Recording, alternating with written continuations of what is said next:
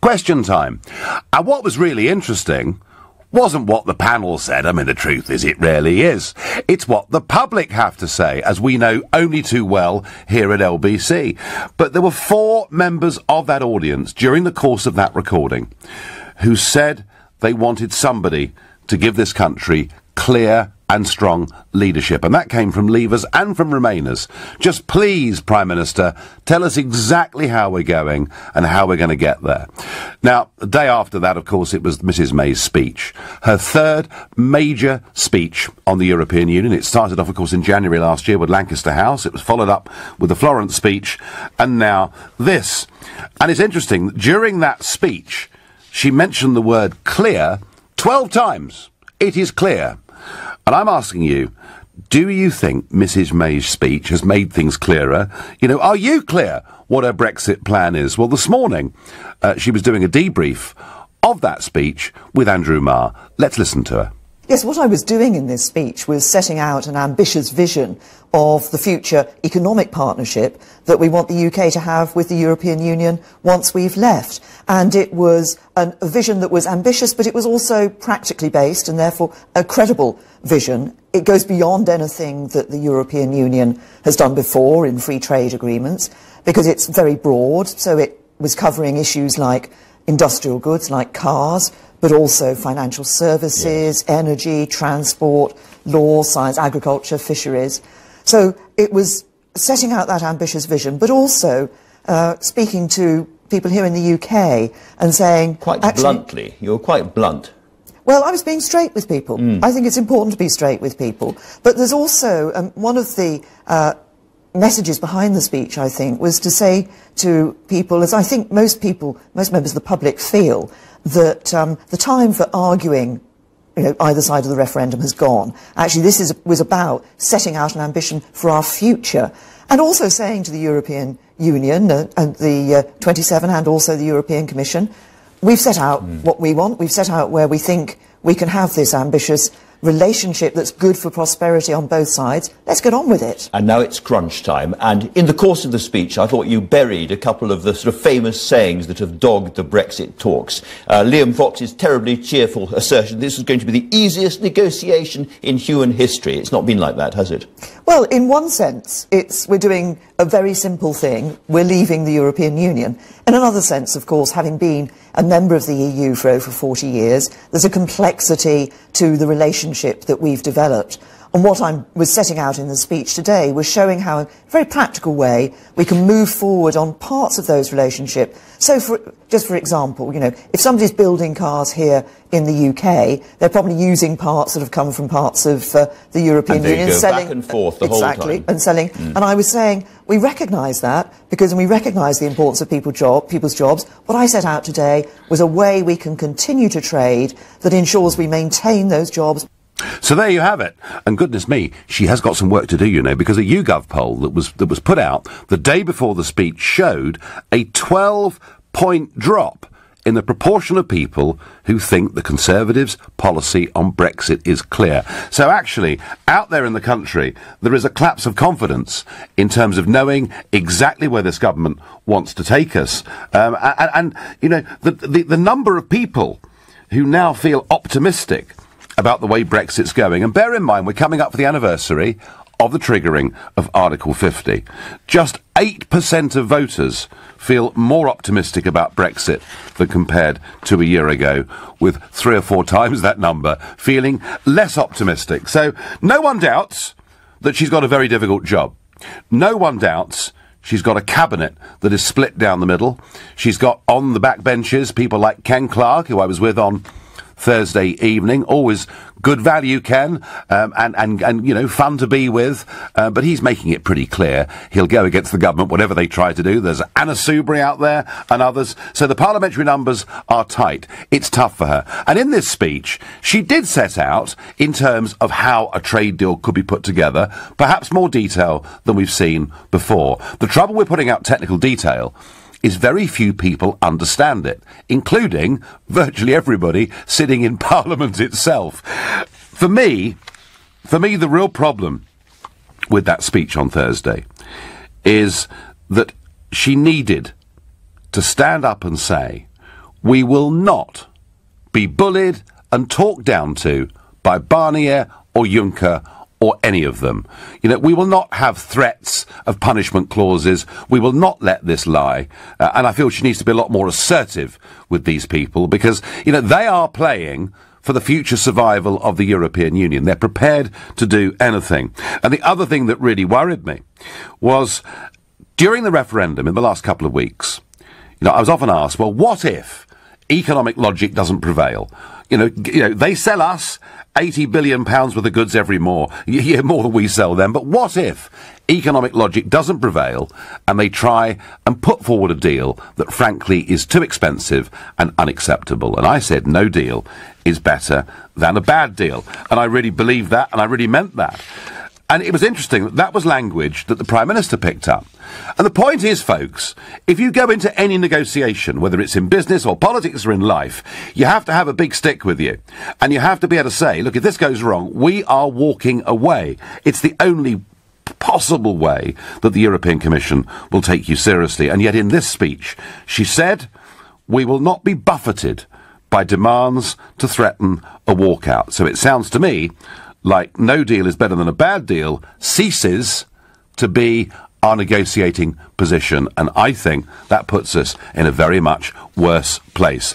The country is crying out for clear, decisive leadership. I have no doubt that she is trying sincerely to do her best.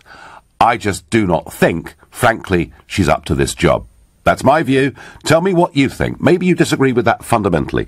Maybe you think, no, it's crystal clear. We know exactly where we're going with this, and in which case you can call me on 0345 6060 973, or maybe you think it's clear as mud, in which case text to 84850, and maybe you agree with me on this point about a lack of leadership, in which case you can tweet using the hashtag Farage and LBC at LBC, and you can watch us on Facebook and comment there too. I'm going to go to Morris on Edgware as my first caller of the morning. Good morning, Morris. Good morning, Nigel. Now, at this moment in time, the things aren't very clear because not everything's been put on the table to the general public in the same way that you, as a pioneer of what became known as Brexit, you as a pioneer, you and your immediate followers, did you actually publish exactly, because you are an MEP and therefore know all the rules and regulations that are involved in the EU, did you actually publish a whole long list of all the various things that needed to be done so that we get cleanly out of the EU? Well, Morris, did you or didn't you? Not a full negotiating package, because you can't go into a negotiation revealing all of your hands. But a few key demands, Morris, like taking back our territorial fishing waters. A few key demands like not under any circumstances going on paying into the EU budget, and a really clear demand that we had to get this done and dusted quickly, and that the 2 years, Morris, for Article 50, that had to be the maximum. So what really frustrates me now is not only are we almost halfway through the Article 50 period, but we've now got a Prime Minister looking for a transition period, or she's rebranded it, an implementation period lasting perhaps another couple of years. So Morris, I would say to you that on the big stuff, on the really big stuff, I would sum this up, that since the referendum, we've seen too much dither and delay. Yeah, but the thing is this, you keep on, like many other newspapers and everybody else goes on about leadership and leadership and leadership. A leader has to have people who are prepared to follow properly and not... they need support. Yep. Well, Morris, I tell you what... So even a dictator needs support, because if everyone turned around and said to the leader, "Oh, push off," where would that leader be? Morris, when she gave that speech... What sort of advice are these people giving? Well, goodness knows. When she spoke at that Lancaster House speech, Morris, in January last year, I praised her to the rooftops. She talked about global opportunities. She talked about breaking free. She talked about taking control, of our laws, our courts, our parliament. She said all the right things. And ever since then... Morris, what I've seen are mixed messages, particularly in Florence. We're leaving, but actually we want to rejoin a whole host of European Union agencies. Morris, I'm not sure that she really believes in Brexit. Well, I think, Nigel, where are all the lawyers involved with all this? Where are all the business people? Where are they involved in all this? Well, I wish they were involved a lot more, Maurice. I wish we had. Maurice, frankly, I would have had armies of British businessmen and women going around Europe, speaking directly to companies that they trade with and companies that sell a lot of goods into this country, and urging them to put pressure on their governments and onto the European Commission to get a proper deal. I think... Let them get off their backside and do it. Well, they need to have... Maurice, they need to have some leadership. And if we had leadership, and if we had a Prime Minister or a Brexit Secretary, it wouldn't matter, calling in business groups and saying, go out, be our ambassadors across Europe, I think we'd be in a much stronger position, Maurice, if we'd done that. Instead, the Prime Minister has relied on the civil service. And just look at them. You know, all these people that Liam Fox was given, that David Davis was given, turn out to be fanatical Remainers. So, Maurice, I would say too much emphasis on process, normality, the civil service, and too little of the entrepreneurs who will shape the future of our country post-Brexit. Maurice, I thank you for your call. And Maurice there, frustrated. And I think a lot of people are like Maurice, they're frustrated. You're listening to the Sunday edition of the Nigel Farage Show. Is Mrs May's Brexit vision clear? She used the word more than a dozen times in her speech.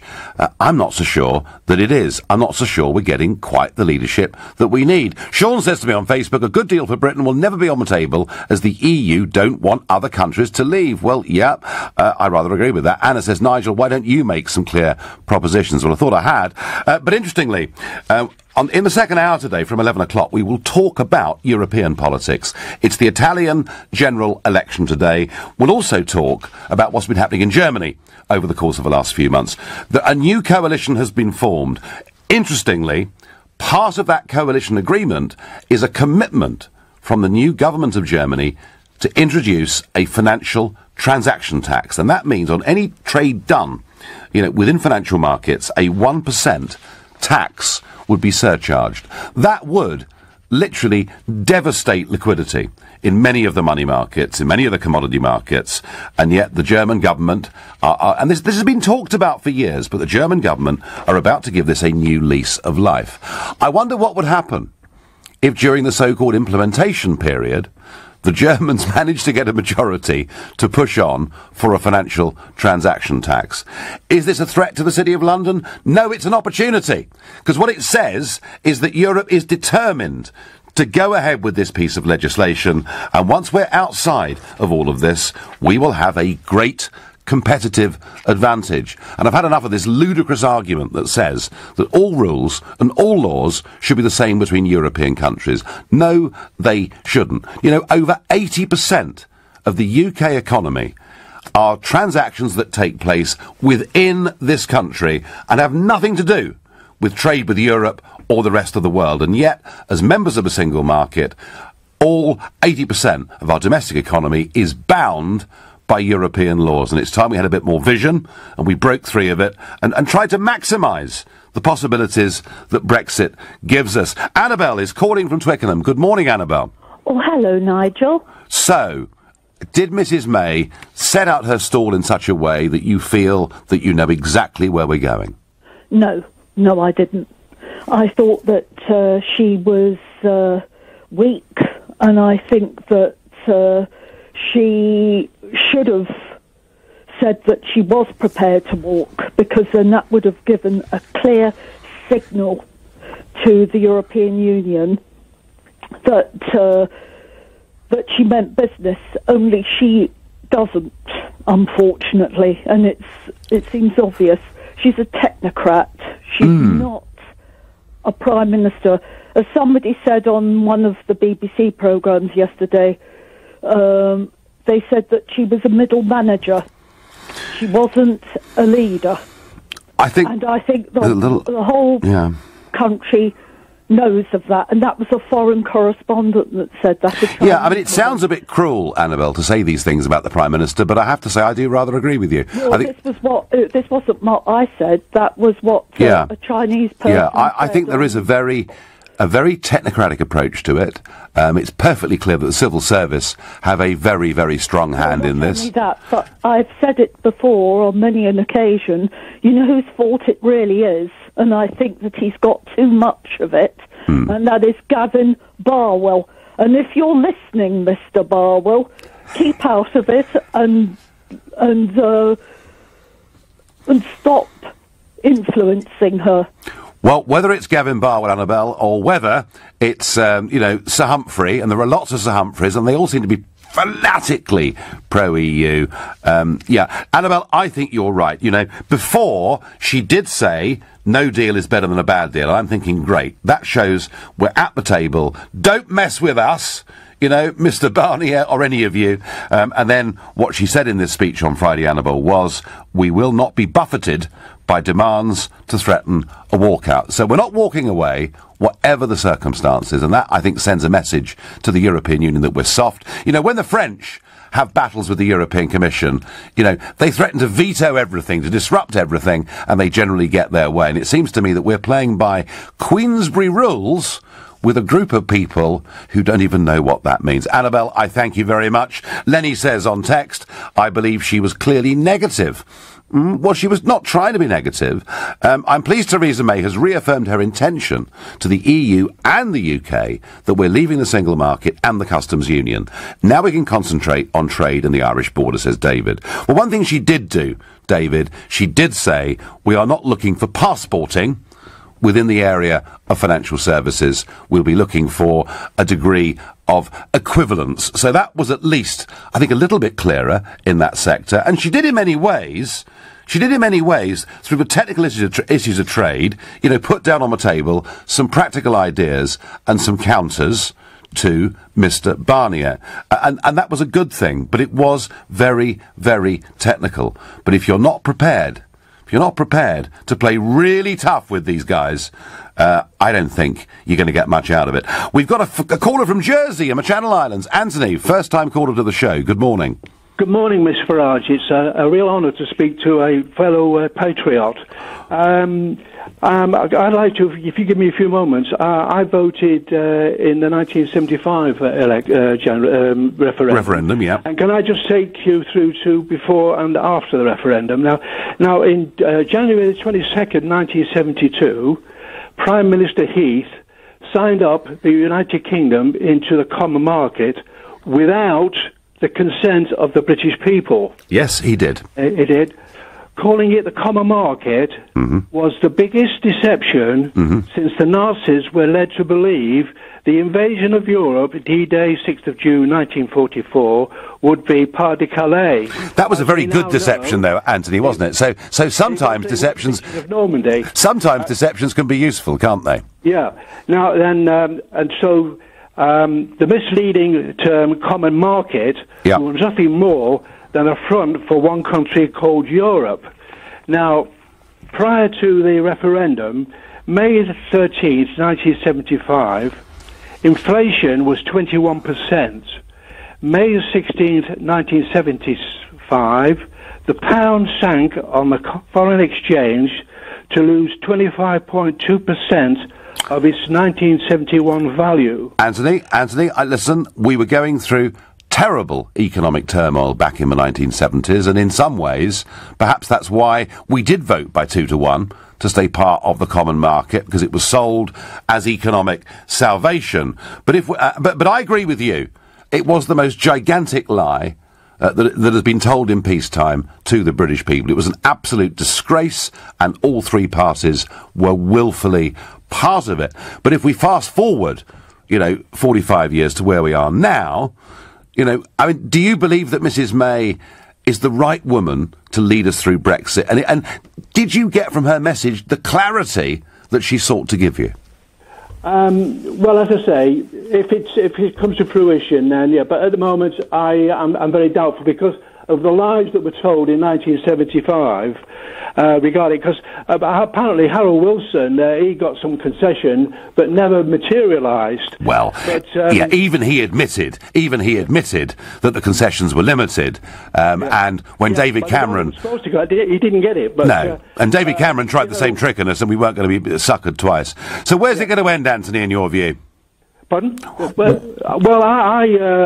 if going from past experience of politics, and I've been a Conservative, but it's the Conservatives that really sold us out in the past, and I can't see why that the common market was a good thing. Why we couldn't have just have a common market, trade with Europe.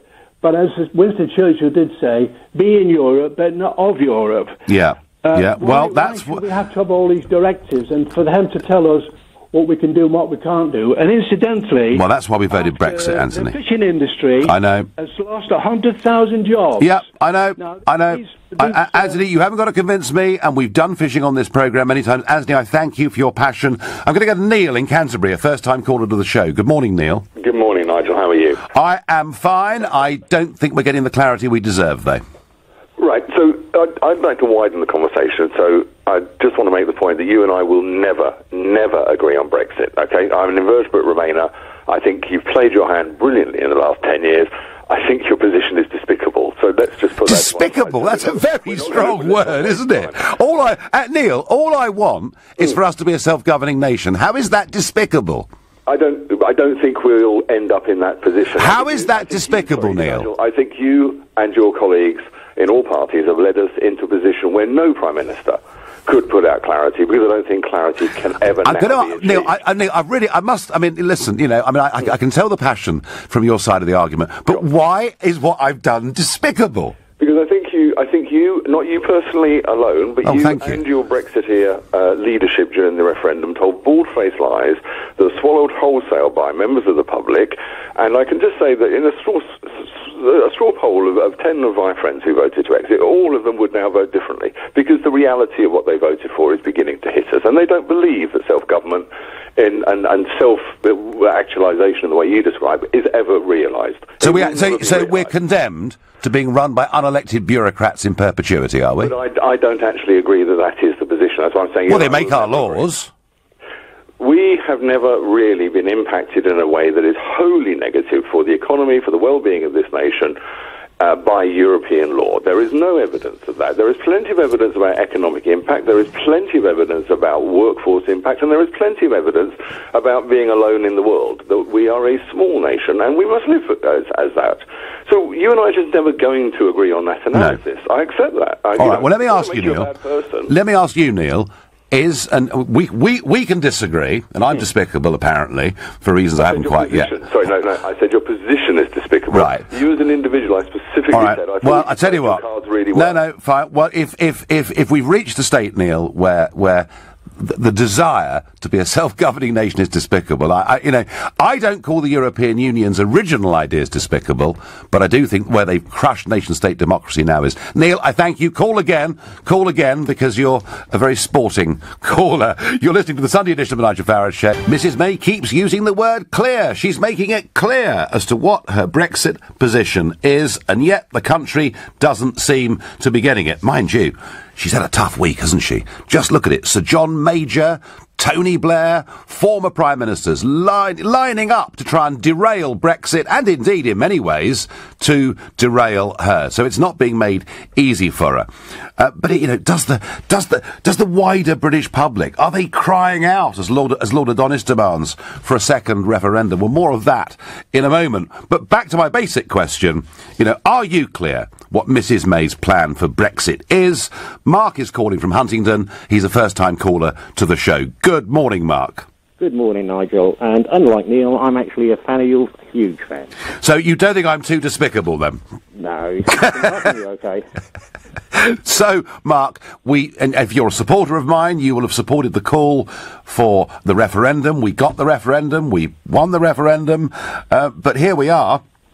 Nearly halfway through the Article 50 process, and I know it's not easy for the Prime Minister, but is she giving us the leadership and clarity that we need and deserve? I'll do a last answer to that first. That's basically, I don't think it's going to make any difference who the leader is. Right. Because basically, if Parliament get the final say, that's a bit like holding a second referendum and only letting London and Scotland vote. Well, I do understand what you mean, because the political class on this are pretty distant, aren't they, from the Brexit view in Huntingdon? Yeah. Well, I mean, before Brexit, I always used to vote Conservative. Mm. And my local MP, Jonathan D'Ongley, I'll never vote for him again. Because? Because he's with Anne Filbury. Yep. You know, I just couldn't do it. You know, the referendum, it was all about what the people wanted. Not what big business wanted, not what the politicians wanted, it's what we wanted. Not what John Major wanted, not what Tony Blair wanted. No, it's what we wanted. Yep. Right? I mean, in Mrs May's speech, she said we're going to leave the single market. Mm-hmm. She said we'll leave the customs union. Mm-hmm. We're going to control our borders. Mm-hmm. Legal system, it's all coming back to us. Mm-hmm. That's the big ones on me. And that all sounds good, doesn't it? Yeah. That all sounds good unless we leave the single market but finish up so closely tied in terms of regulation and everything else that we've only left it in name. Yeah, well, that's no good. I mean, I can understand, it's like, you know, with their Henry Hoovers, I don't know if I'm allowed to say that, but they change a thing, you can't have as much power. Well, what's stopping us making Henry Hoovers for the European market and Henry Hoovers for our market if we want more power? Well, actually, you know, whatever we manufacture, we have to conform with the standards in that country. So if we manufacture goods and sell them to America, we have to conform to their standards, and the same with Europe. But, I mean, you know, my big argument, Mark, is 80% of the UK economy, you know, most of those businesses in Huntingdon are not involved with import-export whatsoever. 80% of our economy is domestic, and Brexit is a chance to actually help the 5.2 million men and women out there that are running small businesses or acting as sole traders. And if we don't change any of the rules and regulations, we won't have helped them. So, Mark, you're pessimistic. You think ultimately Parliament's going to vote this deal down, do you? Oh, yeah. There's no question about it. And is that... And what would that mean? I mean, would that mean... It means it won't be out. It'll mean that the politicians will do what they want and not listen to what the people... Mark, if they try and stop Brexit from happening, don't underestimate the anger that you will see in this country. Well, so I'm worried that there might be a civil war if they do something like that. Well, I wouldn't put it as far as that, but there is certainly great anger out there. I guess, Mark, what would happen if Parliament did this to us is they would try and force us to vote again. And I do not want that to happen, but that is the worst-case scenario with this. Well, that's what they always keep trying to do. You look what happened to Holland and that. No, we don't like it, we'll do it again. Well, they did it in Denmark, they did it in Ireland, and with other referendums, they've simply ignored the result. Mark, they can't ignore us. The worst they can do to us is make us do that vote again. And if we have to do it again, we'll beat them, Mark, next time by an even bigger margin. Thank you. And Mark, they're clearly pretty unimpressed, not just with Theresa May, but with our entire political class.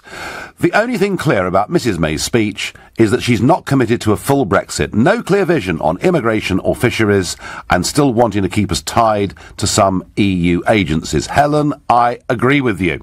The problem I have with listening to Mrs May is that as soon as I hear her speak, I want to switch off. I am not clear at all what she is saying, says Andrew in Chelmsford.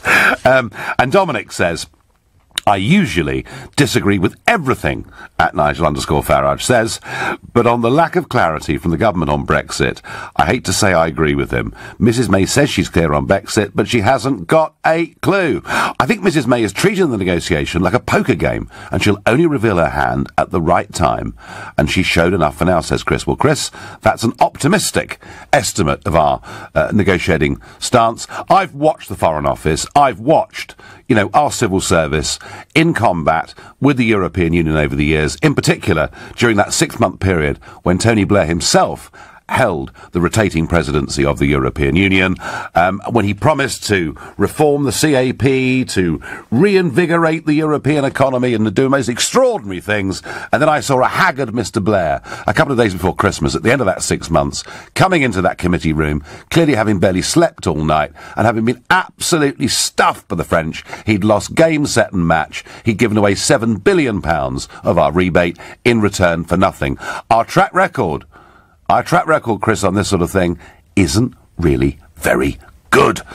Simon is calling from Harwich. Good morning, Simon.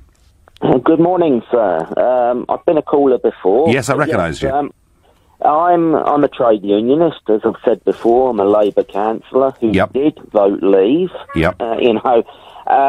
Basically, I don't think Mrs May has a clue what's going on half the time.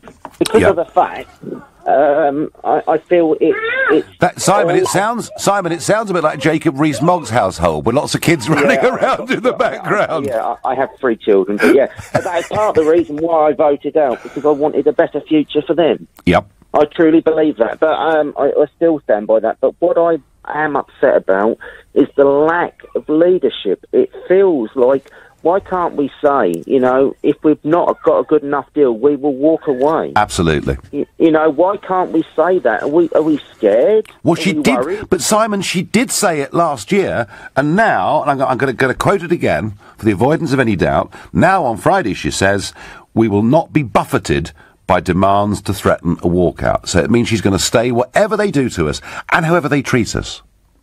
That's not right. You can't do that. I mean, we didn't even accept that in the Labour Party, let alone the Conservative Party. I mean, as you know, I'd be a Eurosceptic as well from the left point of view. But plenty are, Simon. Plenty are, Simon. I mean, at least 4 million people who voted Labour in that general election last year had voted Brexit the year before. But Simon, not that it's on topic, but given you're a Labour councillor and a trade unionist, I can't resist asking you, how do you feel about the Labour Party completely turning around on its manifesto and now saying they want us to be in a customs union and perhaps a single market? Well, it's hard. I mean, as you know, I am a Labour person. I won't argue, but my personal view, I think we should come out. If we're paying for a service, it's like we're all in name, and that feels wrong. Are you going to tell Mr Corbyn, Simon, what you think? I could tell him. I could send him an email. He's willing to accept emails, but I am just one person, Nigel. No, I know, but I do think, Simon, I do think a lot of Labour voters have been pretty badly betrayed by Mr Corbyn. At least Theresa May keeps the language that we're going to leave the single market, the customs union, and take back control of things, even if the compromises she's prepared to make to get us there would nullify much of the positive benefit. But the Labour Party, Simon, deserve a roasting over their U-turn. Simon, I thank you for your call, and that's the left-wing centre-left perspective on Brexit, and there's a lot more people like Simon out there than much of our press give credit for. You're listening to the Sunday edition of the Nigel Farage Show. So a big speech from Theresa May, but of course a few days before that, a big speech from Jeremy Corbyn. Quite a big change in the Labour Party's position. I wonder, what do the public make of our party leaders? We've had a couple of calls this morning saying that our faith in the political class is plummeting towards the floor. Well, have a listen to this. Comres polling, very, very interesting. Considering the last week and the speeches they've made on Brexit, has your opinion of the following leaders got better, worse, or stayed the same? Jeremy Corbyn, 18% think better of him. 45% have kept their view the same. 29% think worse of him, and the rest don't knows. Theresa May, 9% say they have a better opinion of her after her speech on Friday. 52% stayed the same, and 27% have a worse opinion of her. So basically, we've got support for what our leaders are saying on Brexit in these speeches. Support for them and the rest of the political class is plummeting. And that perhaps explains why. In that audience in Blackpool, when I was there doing question time on Thursday, there were so many people, Leavers and Remainers, crying out for absolutely decisive leadership. And one thing I would really love to see is just publicly Theresa May saying to Barnier, we will not be bullied by you, you jumped up little bureaucrat. That's what I'd like to hear, but there we go. I doubt I will. Barbara is calling from Chichester. Good morning, Barbara. Oh, good morning, Nigel. Yes, clear as mud. Clear as mud. Barbara, there was lots of detail here about how she saw trade working, but it's kind of the big stuff she's not quite getting, isn't it? That's right. And I've always considered myself to be fairly intelligent, but I thought, goodness, this is not a speech for ordinary people. No. because it was, I don't know whether it was deliberately done that way or whether that's just the way she is. That's how she speaks. But I think she's a puppet, to be honest, without being too blunt. Of whom, Barbara? I mean, who is the James Bond film character stroking the white cat, controlling all of this? I'm not sure. I think there are one or two. Somebody mentioned Gavin Barwell earlier, and I've always felt that myself about why did Gavin Barwell get back in there after the election? Well, the reason for that, of course, is her previous advisors were sacked, weren't they? Yes, but why him? I mean, surely she could have got somebody. Anyway, that's another Yeah, I mean, she'd even given Lord Adonis a job for the government. Right. You know, before he walked away. What she's doing, Barbara? What she's doing, Barbara? She appoints a mixture of Leavers and Remainers, believing by doing this you can keep the whole thing together. Actually, I think what she should do. Not strong enough. What she should do is sack all the Leavers. Or sack all the Remainers, and then we'd know where we were, wouldn't we? Exactly, one or the other. Because to me, certainty, straightforwardness is always better, even if it's not what you like. Yeah, I think that's right, and I think the country is crying out for it, including you, Barbara, from Chichester. With convictions, you've got to have the courage of your convictions. You've got to have those convictions in the first place. And I don't think she's really got them, do you? No. Thank you, Barbara. Great call. Thank you. I get on Twitter, why are you so scared of voting again? Do we live in an authoritarian state, or is democracy still respected? Thank you, Andrew. Well, interesting, isn't it, that when people were asked, given Corbyn's U-turn, when people were asked in a poll, should Corbyn have committed Labour to a second Brexit referendum, a staggering 12% say yes. So, you know, there is not demand out there for a second referendum amongst the public. At least I don't believe there is. There is from, of course, Tony Blair and John Major and no doubt Goldman Sachs and many others. But most people say, a clear majority say, we have had this vote, let's get on with it.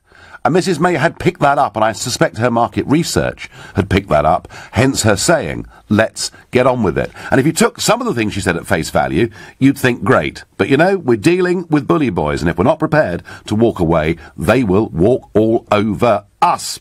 Sam is a first-time caller from Perth in Western Australia. Good morning. Good evening to you, Nigel. How are you? Good evening. I'm very well indeed, thank you. You're obviously following the Brexit debate from the other side of the world.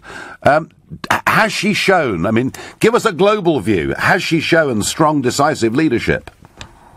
Well, as an Australian and someone who's just watched from afar, firstly, could I just say that the disrespect I've noticed from people, from Tony Blair to whomever else, to dishonour the referendum is nothing short of disgusting. I mean, we might as well all pack up and go home if people's democratic vote's not going to be permitted or allowed. But secondly, I've heard people on your show this morning speak and playing down Britain as some small little island. Yeah, we had that, didn't we? Yeah. And I'd just like to say I'm from a nation with less than half the population of England alone. And we somehow managed to be a first world democratic secular nation with free trade agreements with the likes of Japan and Korea and China. So I find it laughable, people speaking in Britain thinking that the great nation of England or the great region of the UK can't possibly fight on their own. I just find it farcical. It's a lack of self-confidence, isn't it? It's a lack of belief in the nation's ability to do things. It's sort of a conditioning, Sam, I guess we've had, because we've been stuck for so long inside this European project, and we're used to hearing big businesses explaining we must be part of it. They love it, of course, because they can write their own rules. No, I mean, Sam, I do look at those people who are my fellow countrymen almost with disbelief, as you've pointed out beautifully. What is Australia now? About 20 million people, is it? It's about 25 now. 25, so yeah. And as you say... I've mentioned many times, I've seen you mention along the journey in EU Parliament, particularly about our immigration system and our value system and how we run things, which has a little bit of pushback, as you can imagine, from a few lunatics on the left in Australia. But the majority of Australians understand that the reason we are a safe first world nation is because we are very stringent on our immigration, and we've seen disasters occur with people on boats, in particular coming from the north, which I notice is well and truly in vogue in the Mediterranean. Oh, yes. But just back on Theresa May, I find her cowardice awful, that she's not standing up to the likes of the EU. The bully boys. I've noticed you've carved through them quite successfully on your journey, like the Australian pace attack would carve through the England. Oh, don't, not from that awful, terrible time we had at the Wacker. Oh, don't remind us, please, Sam. Well, it's gone now, so you've got a new chance with a new stadium. But, I would just hope that you would get out there, and not to use another pun, and go into bat for England again, because while you're doing a tremendous job on this show, this needs to be seen through, and for it to be anything less than a proper Brexit, I think is really disappointing, because I know that 17 million or so people voted for that, and that's what should happen. Yep. Sam, great call. Thank you very much for calling in. And Sam there, a regular listener from Western Australia. My last call on this subject is going to be from Basildon in Essex. David, another first-time caller to this show. Good morning. Good morning, Nigel. Great last call. It was a great call, wasn't it? Yeah, he made the point, didn't he? 25 million people, they're a first world nation. What's the problem? Okay, very quickly, we want to trade with Europe. They need to trade with us. I voted Brexit. How would you negotiate the deal so that there aren't giant lorry parks at Calais and Dover? Oh, smart technology, David, is the answer to that. But actually, if we had a tariff-free agreement, there'd be no problem at all. We'd carry on as we are. And that's what economic logic says should happen. But Barnier and co don't want to do it because they're worried if we walk away with a simple free trade deal, other countries are going to want to walk too. Do you think we'll get it? I don't think we're going to get a proper trade deal out of them. I hope I'm wrong, David. But as I say, unless we're prepared to say we'll walk away from this, we'll never get a good deal.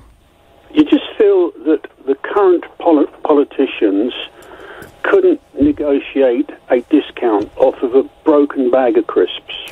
Oh, David, on that wonderful comment, we will leave this debate. I thank you very much. Now, today, Italians are heading to the polls to vote in one of the most uncertain elections in years, and one that could determine if Italy gets a populist, Eurosceptic coalition government. Also will report that German Chancellor Angela Merkel is set to form her fourth government after the opposition Social Democrats voted in favour of another grand coalition.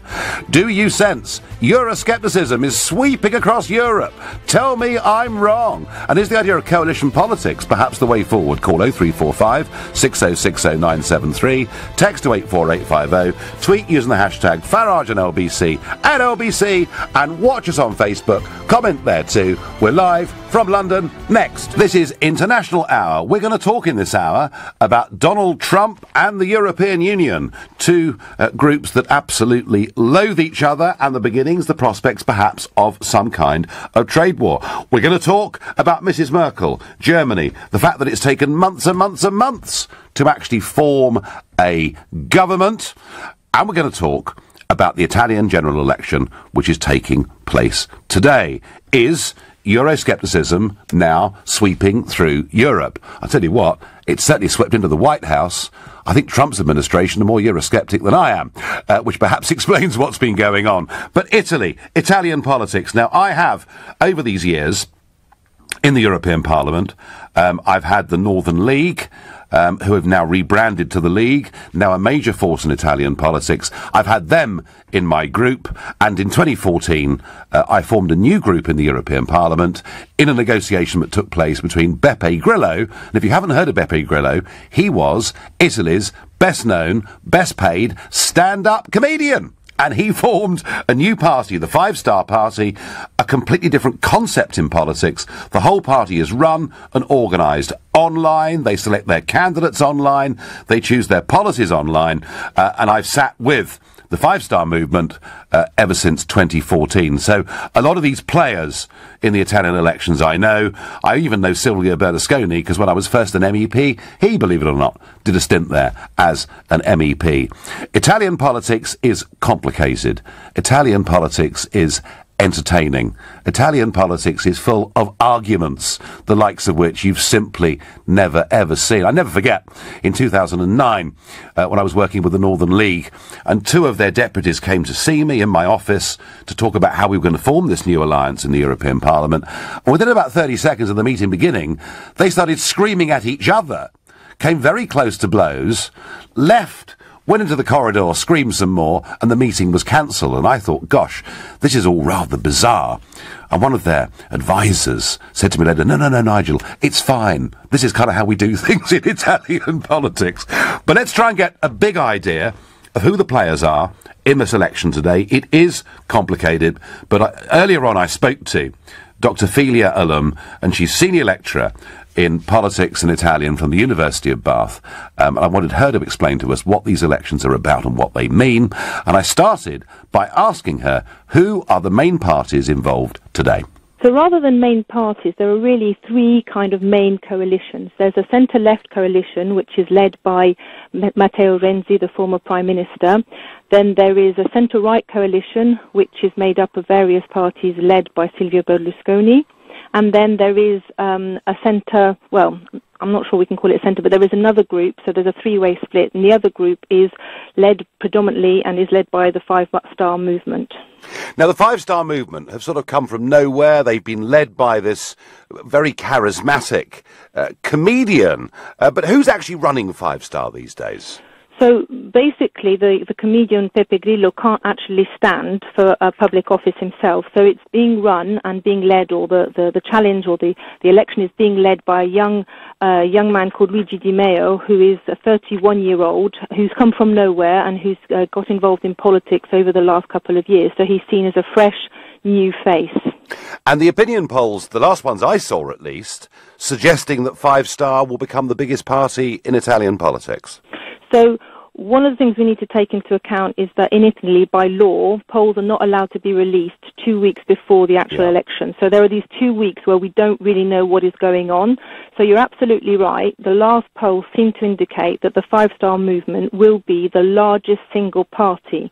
But that will not automatically mean that they will then go on to form the government because of this very complicated electoral system. And I think that's what we need to think about, is the complex nature of the new electoral system that was introduced in 2017, if I remember, which is extremely complicated, which means that even if the Five Star Movement is victorious this evening, is the largest single party, that does not mean that they're going to government, and that's when we will then have this post-election negotiation and engineering where our comeback kid, Silvio Berlusconi, might be able to have more power and might be able to organise what's going to happen next. He can't actually stand himself because he's banned and barred from public office, but he might have a role to play in what happens next. No wonder people are confused. And yes, and I know that Antonio Tajani, the President of the European Parliament, has volunteered himself to become Prime Minister if that Berlusconi coalition wins. Interestingly, the Five Star Movement, and of course I know Beppe Grillo, I've worked with his people in the European Parliament, but Grillo's always said to me that he hardly has a voter over the age of 40, that it's a very, very young phenomenon in terms of their support. And yet, what do you think, I mean, is it immigration and the euro, are they the main issues in this election, or are people voting on corruption too? Well, one of the things we haven't mentioned, potentially, is the 30% of people who might not vote. Yeah. Okay, so there's a big kind of vote where there are a lot of people who might find that the electoral system might confuse their vote and might produce a government that they're not actually involved in or interested in. I'm not sure necessarily that the big issues have been spoken about correctly and intelligently. I think there's a lot of personality politics that has taken place and taken hold in Italy. So I'm not really sure that there have been that many clear manifestos to a certain degree. It has very much focused on the personalities. What you haven't mentioned is that Matteo Salvini has proposed himself as potentially a prime ministerial candidate if he and the Northern League make a massive breakthrough and beat Forza Italia in terms of a vote in terms of the single party. So that will be interesting to see. I think that the situation is going to be one of long protracted negotiations. It's not going to be very, very clear. I'm not sure that necessarily Europe has anything to worry about. I think that what happens in Italian politics is very much its own dynamics, its own history, and therefore I think that, there are a lot of issues, but unfortunately there haven't been really any kind of deep discussions and deep analysis of the situation in Italy. So people are voting not necessarily for a party, perhaps against a party, and the situation is extremely confused. Yeah, I must admit, I thought a few months ago that a lot of the parties were making very Eurosceptic noises, and I've noticed as the election's gone on, we've seen rather less of that. So I guess you're right. Personality is dominating in many, many ways. And tell us, I mean, to people in this country, Silvio Berlusconi, and we might laugh or be appalled at the Bunga Bunga parties, but as you say, he's barred from public office because although he's challenging that. He's actually challenging that, yes. He is challenging it, but I mean, does this man still have credibility in Italy? I'm not sure that necessarily he has credibility. I think the situation is extremely confused. I think that the left haven't necessarily done as much as they could have, and I think that the electorate is tired and is not sure where change is going to come from. So populism has taken hold, and he's charismatic, so that obviously helps and attracts certain voters. And again, I'll come back to the fact that we have this kind of poll. We don't know what's actually happened in the last 2 weeks, and we're not really clear, whether the apathy is going to take hold. What is going to be clear is that afterwards, if there isn't a majority, what happens in Italy, whether they go back to the election and they vote again. That is one thing that we need to realise, or who becomes Prime Minister. It seems to me that the real kind of interesting things will only happen after the election. The campaign has been one full of insults to a certain degree, has been one of simplifying important questions like immigration, like even the mafia, for example, that hasn't really been dealt with. And so I think it hasn't been a very interesting or good campaign, but what will be interesting from our perspective will be to see what happens afterwards, and who manages to hold together a government, if at all possible. Well, that's a sort of quick run through Italian politics. It's complex, and of course, if you have a system of proportional representation, you will always have more parties vying for position, because, the thresholds to get seats are fairly achievable. I want to ask you, do you sense that Euroscepticism is sweeping across Europe? I think it certainly is. And is the idea of coalition politics perhaps the way forward? Would you like to see another coalition here in this country? To get involved in this, call me on 0345 6060 973. You can text to 84850. You can tweet using the hashtag Farage and LBC at LBC. And apart from watching us on Facebook, you can comment there too. What is for certain is that the Five Star Movement, a populist movement of young people, and bear this in mind, folks, of the under-40s, the Italians are the most disenchanted with the euro as their currency and with the European project because of what they see with mass migration coming to Italy's shores. So it's almost the other side of the coin from this country, where the majority of young people in this country voted Remain. A majority, it would appear, of youngsters in Italy, if they were given the chance, might go the other way. But the parties... I mean, Berlusconi clearly has a grudge against the European Union. He was effectively removed in a coup d'etat as Prime Minister and replaced by Mario Monti. An unelected Prime Minister was plonked into Italy, former Goldman Sachs director. I'm sure that's just a complete coincidence. So Berlusconi has got quite a Eurosceptic grudge against the project. Matteo Salvini, who leads the Lega. Now, they were called the Northern League for years because they wanted the north of Italy to separate away from the south. They're now called the Lega, and they're trying to get votes in the south as well. And Salvini, on the record in the past, saying he wants Italy to leave the European Union. But Europe itself, and we kind of got this, didn't we, really, out of that interview with Filia Alum, Europe itself has diminished, I think, over the last few weeks as a campaign issue, but Euroscepticism had propped up, I think, the League, Berlusconi, and indeed the Five Star. And how interesting that once again it is the centre-left Renzi, the former Prime Minister, the man who had to resign at the end of 2016 when he lost a referendum on constitutional change and reform. But it is the traditional socialist parties that are being squeezed in nearly all of these scenarios. Very much the same thing happening in Germany, where now the SPD are now third in the polls, with the AfD up above them. So I'm going to go to Richard in Sidcup. And by the way, I'm particularly keen to hear from any Italian listeners, how you see this election going today, how you see Italian politics as a whole. Because even though we may not get a decisive result today in Italy, there is a shift towards what people call populism. I don't call it populism. I think that term was designed as an insult. But it is a different kind of politics. And there'll be a massive shift in Italy in that direction today. Of that, I'm absolutely sure. Let's go to Richard in Sidcup. Good morning, Richard. Good morning, Nigel. I just wanted to put it to you. It seems to me it's not just Italy at the moment. There just seems to be the traditional divide of socialist versus capitalist politics has now been replaced by patriotic people versus people that are people in politics that are very pro-immigration. It just seems, obviously, this is happening and is spiking in Italy at the moment, but it's not just Italy. It seems that every country that's been subjected to EU immigration laws are now appearing to rebel against it. But yes. My second point being is that we've got a party in this country, the Labour Party, which are obviously pro-immigration. They've made no secret of it. If they got into power, it would be just unrelented immigration. But you only need somebody like Theresa May, that basically she's only got to sort of utter a few pretences about controlled immigration. We know full well when she was Home Secretary, immigration only ever went up, despite oh yes, that was made by her and David Cameron.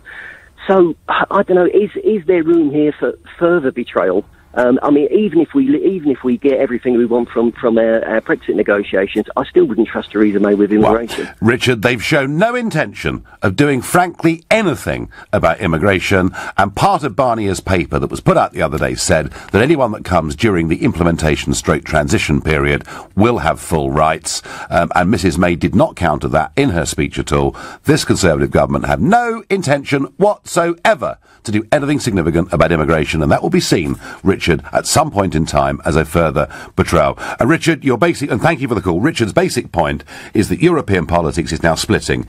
Immigration is indeed the divisive issue, and either you are for nation state and you believe in controlling immigration very strongly, or you believe in bigger supranational structures, and I guess, to quote Mr. Corbyn the other day, that we're all world citizens. You're listening to the Sunday edition of the Nigel Farage Show. Well, some quite dramatic news from Italy today, not just the general election, but the Fiorentina captain, Davide Astori, has died aged 81. The top side confirmed the death of their central defender in a short statement on their official website. It said, "We're deeply upset to report that Captain David Astori has died of a sudden illness. For the terrible and delicate situation, and above all for the respect of his family, sensitivity is called for." So 31 years old, senior, big national player in Italy, being found dead overnight. And in this country, Sir Roger Bannister, if you remember, was the first man to break the 4-minute mile, and he's died overnight, aged 88, in Oxford, his family have announced this morning. I called for Italians living in this country or Italy to help join the debate, and I have been helped. Roberto, a first-time caller to the show from Reigate in Surrey, is on the line. Good morning, Roberto. Ciao, Nigel. How are you? I'm very well. How do you... So, Roberto, massive change in Italian politics. How do you see it? Listen, I'm supporting the five-star movement, and the analysis is not very correct. The five-star movement is not a party. It's something against the establishment. It's a movement, yeah. Yes, it's a movement. It's not a party. We have got the worst politician in West Europe, and you know that because you were in Europe. We are fed up about this kind of people, okay? I'll give you an example. If you got a bucket of apple and it's full of worm, if you put a new apple, it will be eaten. The system itself is so corrupted that even a nice person, he cannot do anything. We need something completely different. It cannot be that a barber, you know barber, the one that cut the hair, inside the government is taking £12,000 a month net.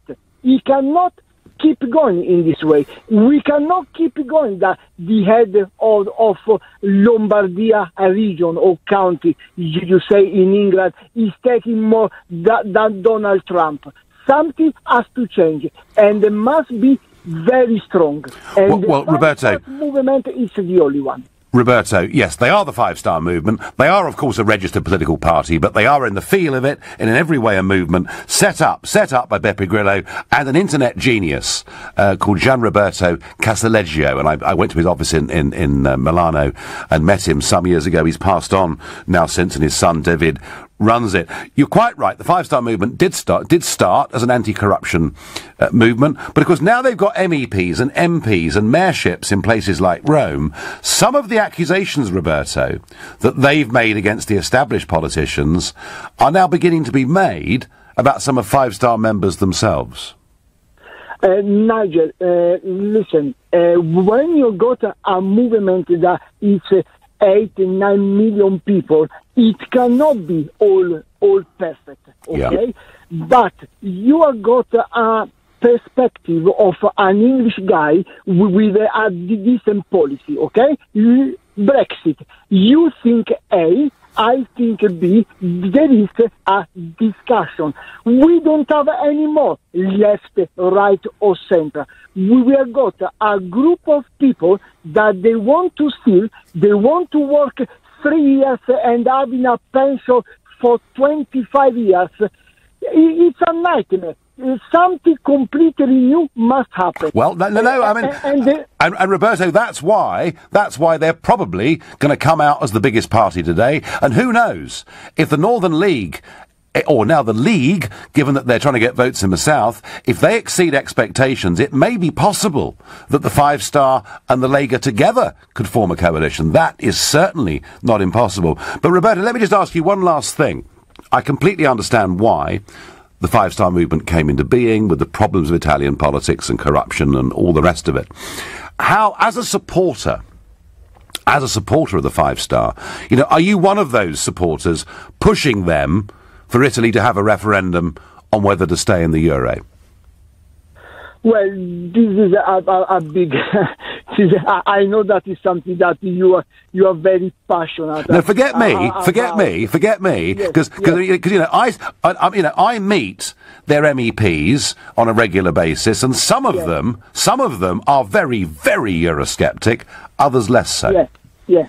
No, me, I'm pro United States of Europe, that you don't like, but I feel sorry that England is out. I don't have any. It's not that I'm angry, nothing. But I think that a big block, if it could be managed properly, it can be good for us in a long term. Roberto, I would say to you, Roberto, there's more chance of Italy being well governed than there is the United States of Europe working. Roberto, I thank you, and that was, in many ways, a very authentic voice of why the Five Star Movement got going in the first place.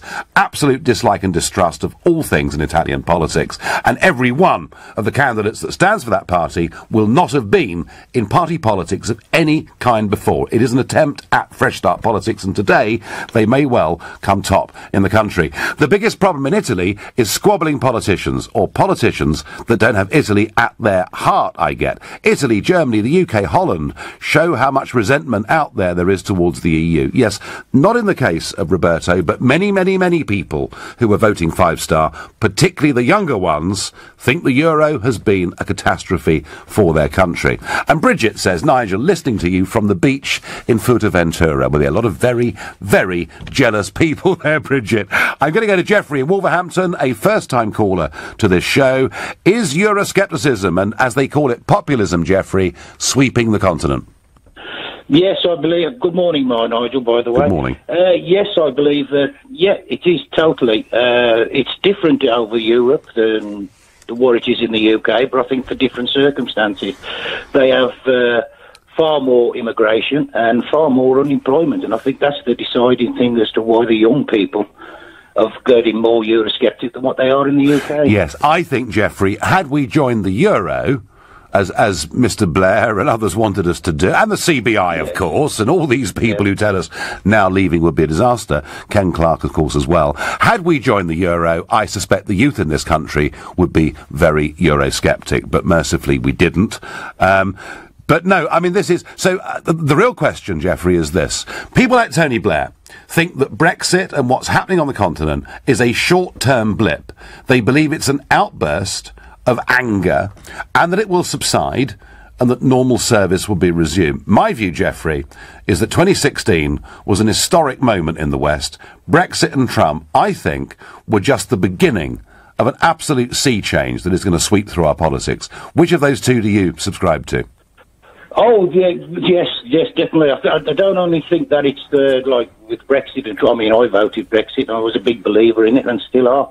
I think it's a combination of the new populist vote, which is finally people waking up to it, but it's also what we've seen from politicians over the years. The distrust has slowly built up. That can we believe anything politicians say to us? Yeah. Well, I tell you what, Jeffrey. Given those speeches that Theresa May and Jeremy Corbyn have made in the last couple of weeks, their own personal ratings appear to be plummeting as well. So it's happening everywhere. Jeffrey, I thank you. What does Berlusconi's personal habits have to do with governing the country? When he became Prime Minister, Italy was doing fantastic business with the world. Just like Trump, there was a conspiracy of the left and the communists to topple the guy through any means. Well, trouble is, he can't stand as Prime Minister because of his conviction for fraud. He is appealing against that. You're listening to the Sunday edition of the Nigel Farage Show, exclusively on LBC. Italian general election taking place today, and a new kind of vote, a new kind of party doing very, very well. Meanwhile, finally, at long last, there is a government in Germany. Funny, isn't it? When we had a coalition government back in 2010, it took about 6 days to form the coalition. You'd think to read the British newspapers, we were about to fall off the edge of the world. And yet, Germany, Europe's most powerful country, has taken a very long time to get to this coalition. And to help us through this, I'm joined by Jürgen Kronig, political commentator and former editor of the German weekly paper Die Zeit. Good morning, Jürgen. Good morning, Nigel. So, they've managed to form a government. Already? Well, how long did it take? Month and month and month. Yep. And I am puzzled because, to tell you the truth, I responded to the call from LBC out of sort of tradition and good cooperation, but I don't know if the SPD decision, the SPD members of the Social Democratic Party have to decide. Well, they have. Well, we're told, news reports tell us they have decided. They voted in favour. In favour, 60% or something. Yes, indeed. And this was this is ironic because it may be the death warrant of the Social Democratic Party. The party lost the more they went into a coalition government with Merkel. From 2000, just to give you an example, 2005, the last time when Chancellor Gerhard Schröder led the Red-Green coalition from Social Democrats with the Greens, he got 35.6%, lost against Merkel. Next election, they moved to the left. They lost approximately 10%. Now, at the last election, they just got 20%. Yep. This is a once proud party. Now, of course, opinion polls say they are down to 15 or 14%, even behind the new Alternative for Germany, AfD. So this decision of the majority might mean the end of the Social Democratic Party as we know it, because the voters will punish this. Yeah, I mean, Martin Schulz, who, of course, I knew, as he was, chairing the European Parliament, and off he went to head the SPD. And he was not your most favourite. Well, we had a few exchanges, and some of them you saw in public. There were others in private you didn't see, I can promise you. Yeah, so I believe you. We weren't exactly friends. But, I mean, he said, no, we're not going to do a deal, we're not going to form a grand coalition. Then he changed his mind, and then it cost him the leadership. Is it reasonable, Jürgen, to say that the rise of AfD, the rise of Euroscepticism in German politics, has completely upset the arithmetic? Indeed it has, but it is the SPD, the Social Democratic Party, which kept together for a while, and Schröder was the last one who did it, keep together the traditional working class and the sort of public sector, social, teachers, university academics. These two pillars of the basis of the SPD have now gone. The working class voters, the traditional industrial workers, and what's left of this social group, have moved either to the AfD, because they are more Eurosceptic, they are against this political correctness, it remains, and the other, the social sector and teachers and academic and globalists, they are either with the Greens or they don't know where they are, or with the SPD. So this means the end of the traditional social democratic ability to gather a coalition. No, fascinating. And finally, Jürgen Koenig, tell me, it was a decision on immigration that fatally undermined Mrs. Merkel's authority over the course of the last couple of years. Indeed, yes, and I am on record of saying to Nick Ferrari on program in August or September 2015 that this opening of the borders by Merkel will most probably mean Brexit. And it led to it helped to Brexit. It did. I have no doubt, actually, that Mrs. Merkel's decision did impact in the Brexit referendum. Yes. But can she, in your opinion, is she able now to regain her authority as leader? I don't think so. She is a dead woman walking, to use a phrase which was used for Theresa May. Really, I mean, she can't, and I predict that she will be replaced in 2 years' time. Interesting. Interesting. Jürgen Koenig, thank you very much for joining us there. That was Jürgen Koenig, political commentator, former editor of the German weekly paper Die Zeit, and he's saying German politics is in a complete mess. Merkel's got no authority and can't survive. The traditional SPD centre-left party is in, he thinks, possibly even terminal meltdown, and the Eurosceptics are on the march. So, the Italians are voting today. 3 very clear coalitions out there, but the one in the middle, the fascinating one, is indeed the Five Star Movement, a very new political party. That's looking like topping the polls. The thing to really watch for is how do the Lega do? Do they get enough votes, a big enough percentage and seats, that they and Five Star could, between them, form a coalition? It's unlikely, but it's not impossible. I asked for Italian callers. I'm getting them. David from Canterbury in Kent, good morning. Hello, Nigel. How are you? I'm very well. So are you voting today? So, technically I could, but I couldn't find any party that really convinced me, so I'm not actually voting. Yeah. David, I've seen pictures of the ballot papers in Italy. I mean, they're so big, you could almost cover a whole wall on the side of a house with them. Surely of all those dozens of parties, there must have been one you could have voted for. Well, yeah, probably, but, the problem is, you just have 3 big coalitions, right? So that is the vote that really matters. So the other parties are more like, to put some symbols on the ballot, I would say. Yeah, and okay, so you're not voting. What would you have wanted to hear from a party to have got you to get out there and vote for them? So I'm beginning to be quite Eurosceptic, so that's something that I'd like to hear, or at least to defend a bit more our national interest and to defend our borders for sure.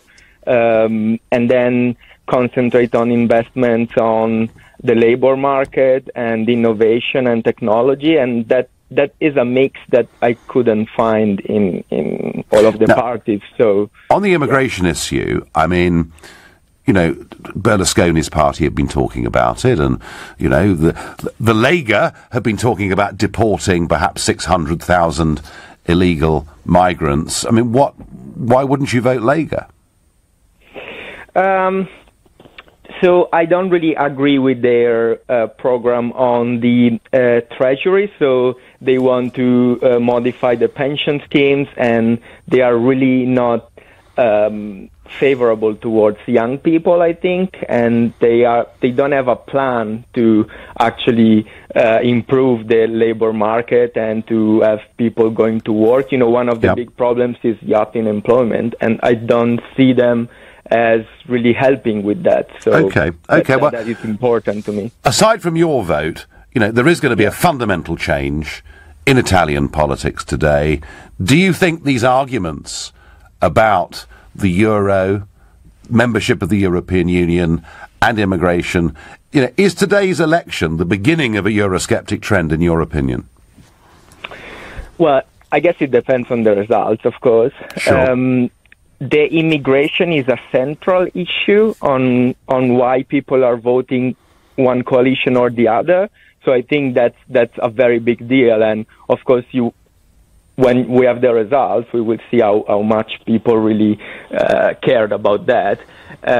On the euro, I think at the beginning there were a lot of movements against the euro, like the 5-star movement, the Lega, and even Berlusconi a bit, but now it seems that only Lega is against the euro. So it's a bit weird. And if you see the candidate that Berlusconi is proposing for the government is Antonio Tajani, which is president of I know him. Something in Europe. I don't know. European Parliament, useless groups, And so, so it's a bit weird because, of course, you have a coalition and you have a person that...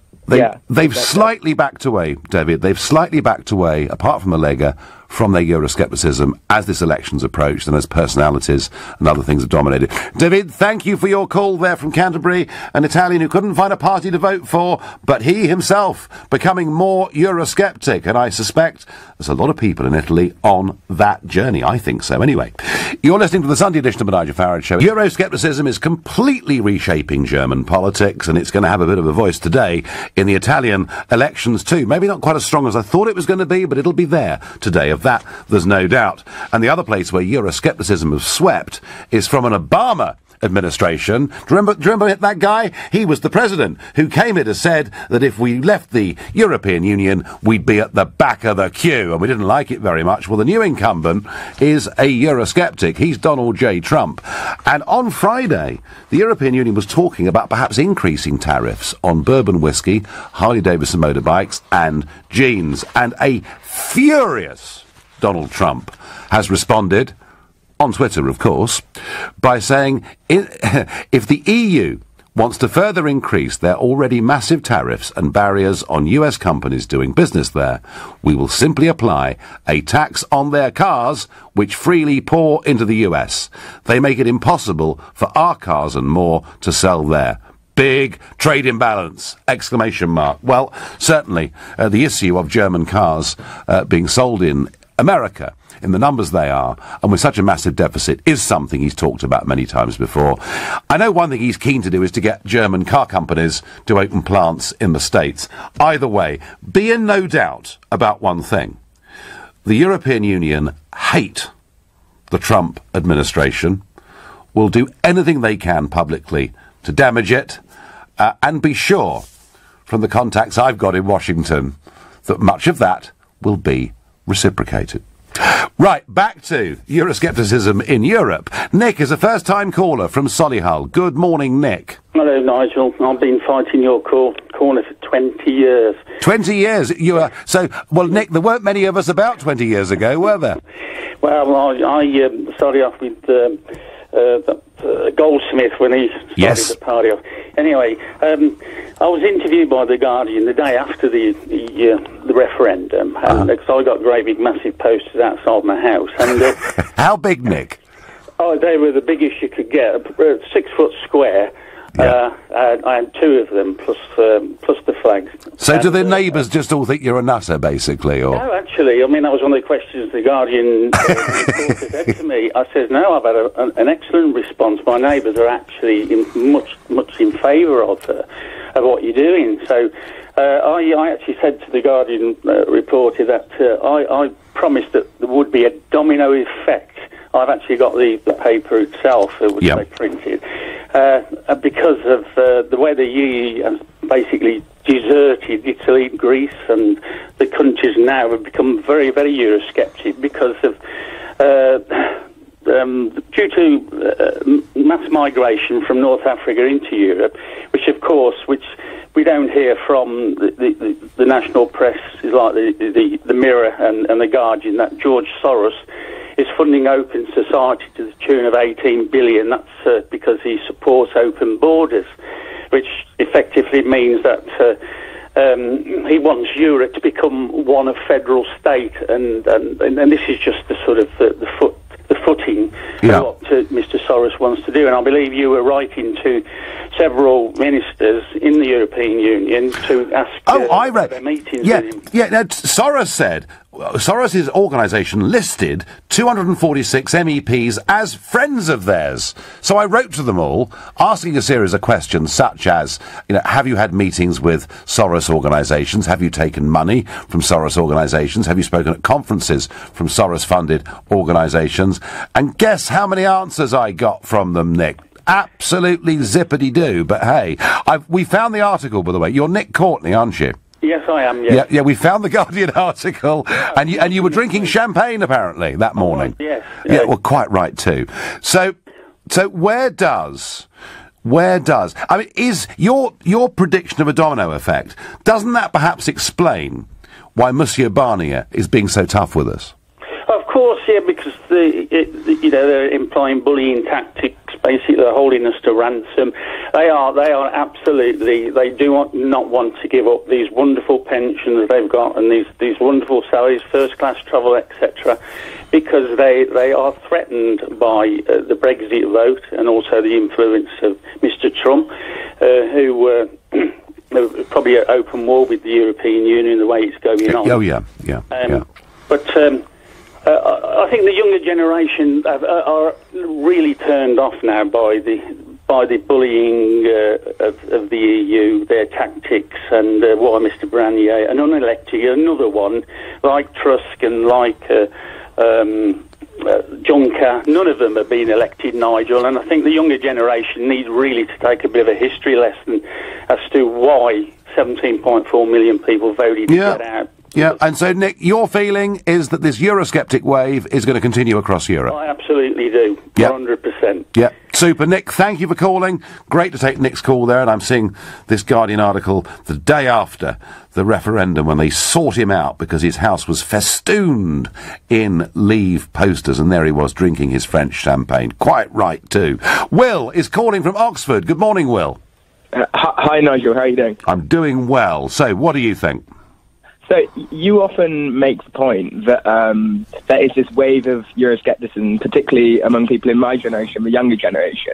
Across Europe, more than this country, yes. Yeah, no, across Europe, absolutely true. And I think that's true. But isn't that kind of a reason to stay? Because it actually means that your line that we're on a single path to the United States of Europe might not be so correct, because if younger people around Europe are kind of sceptical of grand visions about integration and are realistic and pragmatic about it, doesn't that mean that our country, Britain, who's been the chief flag bearer for pragmatism in Europe across the last 2 decades, might actually be the one forging the consensus over the next 2 decades? No, I understand. No, listen, it's a very well-made point. However, Will, to change the European Union is dashed difficult. Do you know, we can't even change the fact that once a month our offices get loaded in trucks, put on lorries, and taken 400 kilometres down the motorways of Europe to Strasbourg. And people say, let's reform it. let's get rid of this terrible waste. It's costing another 300 million euros every year, let alone what our carbon footprint may be.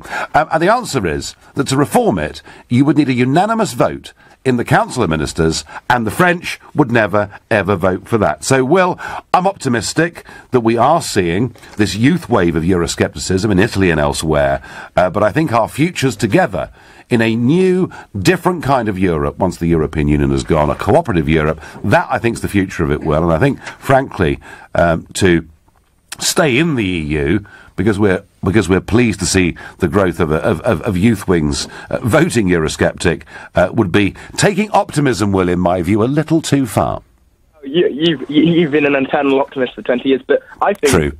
True. True. You got me there.